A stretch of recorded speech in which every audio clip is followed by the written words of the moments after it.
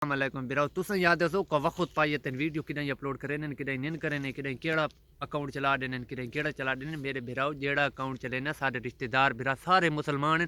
report मरे ने सारी वीडियो उड़ा के अकाउंट को रिस्क घेना ने ये अकाउंट वात रिस्क च आ गए ये दू तो त्रै ड्याड़े इस अकाउंट चला वेंदे इस अकाउंट मैं वीडियो अपलोड कोना करे ना पैसा को पता होना चाहिए यार यूट्यूब ते ताको जो आखो है कि यार यूट्यूब ते वन के डिठिया करो हर रोज ये दू तो त्रै वीडियो थे अपलोड थी ने उत्ते डिठिया करो इस अकाउंट ते जो तुस आंदे हो इस अकाउंट ते किसे टाइम यूड बनना है ये वेंटिलेटर ते पिए अकाउंट बोतलां लगियां पईयां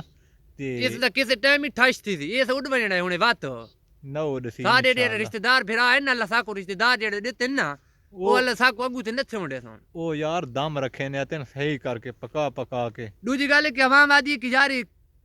अंग्रेज़ां ते 1 मिलियन लाइक आए पाने तो उन्हां दी वीडियो नहीं नोटदियां भाई ये रिपोर्ट बनी गई उन्हां कट सारे पाकिस्तानी कट बनी नहीं पाकिस्तानी दे विच ऐसे ऐसे सारे हजार तो टप्पन दा रिपोर्टां शुरू थी गईयां उन्हां को कौन रिपोर्टां मरे दी उन्हां दे रिश्तेदार अपने काम नाल काम रखे ने ये नहीं होना कि जले हजार तो टप्पन ते उन्हां को जेल सी खली थी ने ते दूजा दे रिपोर्टां शुरू थी होन ये सारे इलाके दे विच ये सिस्टम चलदा पे पाकिस्तान दे विच कतरा रिश्तेदार मशहूर थोन लगसी उसको खुदा इज्जत देसी को पीछो रिपोर्टां वाले धरा धरा धरा होसी पीछो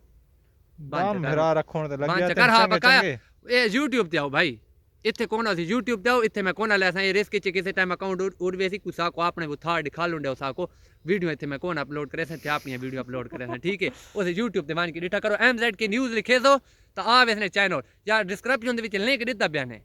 बिल्कुल भाई तुसा यूट्यूब ते आ वणो उथे सब्सक्राइब करो चा रोजाना दी जो मैं त्रै वीडियो अपलोड मां करे ना पिया यार इत्थे तो वीडियो कोना अपलोड करे ना यूट्यूब ते सारी वीडियो हैं पक्का प्लेटफार्म है उथे ज्यादा उना दार थी ना पे फिरा माफी च देवा सा वेने ओके अल्लाह दे वाले